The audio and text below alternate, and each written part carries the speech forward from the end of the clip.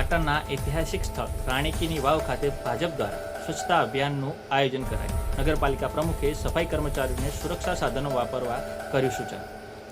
આદરણીય પ્રધાનમંત્રી શ્રી નરેન્દ્રભાઈ મોદીની સરકારના અવિરત 12 વર્ષના વિશ્વાસ, વિકાસ અને જનકલ્યાણની ઉજવણીના ભાગરૂપે ભારતીય જનતા પાર્ટી પાટણ શહેર વોર્ડ નંબર 1 દ્વારા એક પ્રશંસનીય પહેલ કરવામાં આવી છે. તારીખ 1 જૂનથી 14 જૂન સુધી યોજાનાર વિશેષ સ્વચ્છતા અભિયાનના પ્રથમ દિવસે સોમવારે સવારે 9 કલાકે પાટણની ઐતિહાસિક ધરોહર એવી રાણી કી વાવ ખાતે ભવ્ય સ્વચ્છતાના કાર્યક્રમનું આયોજન કરવામાં આવ્યું હતું, જેને સ્થાનિક લોકો અને કાર્યકર્તાઓ તરફથી ખૂબ જ સારો પ્રતિસાદ સાંપડ્યો છે.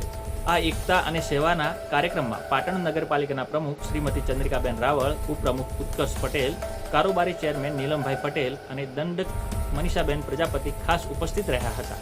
આ ઉપરાંત પાટણ શહેર મહામંત્રી જિગ્નેશ સોની, કોર્પોરેટ બાબુભાઈ પ્રજાપતિ સહિત વોર્ડ નંબર 1ના તમામ કાઉન્સિલરો, શક્તિ કેન્દ્ર સંયોજક નૈતિકભાઈ પટેલ, રાજુજી ઠાકોર અને ભાજપ શહેર પ્રમુખ હર્ષભાઈ પટેલના માર્ગદર્શન હેઠળ મોટી સંખ્યામાં હોદ્દેદારો અને કાર્યકર્તાઓ એકત્રિત થયા હતા. બધાએ સાથે મળીને રાણી કી વાવ પરિસરની સફાઈ કરી પર્યાવરણ જાળવણીનો સંદેશ આપ્યો હતો.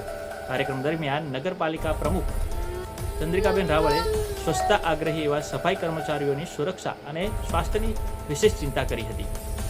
તેમણે સફાઈ કર્મચારીઓને પોતાની સેફટી માટે હેન્ડ ગ્લોવ્સ, ટોપી અને માસ્ક જેવા સાધનો અચૂક ઉપયોગ કરવાનું ભાવભર્યું સૂચન કર્યું હતું. આ સાથે જ તેમણે કર્મચારીઓને આ તમામ જરૂરી વસ્તુઓ સમયસર મળી રહે તે માટે તંત્ર સમક્ષ યોગ્ય ભલામણ કરવાની પણ ખાતરી આપી હતી. તમામ પદાધિકારીઓ અને સફાઈ મિત્રોના સામૂહિક પ્રયાસથી આ સ્વચ્છતા અભિયાન ખૂબ જ સફળ અને પ્રેરણાદાયી રહ્યું.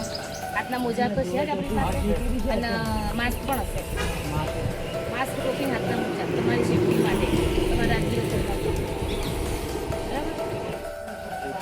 તમારા સેફટી માટે એટલે માસ્ક, ટોપી અને હાથના મોજા તો ફરજિયાત જ છે. RM ન્યૂઝ રિપોર્ટર વિજય વડલિયા, પાટણ.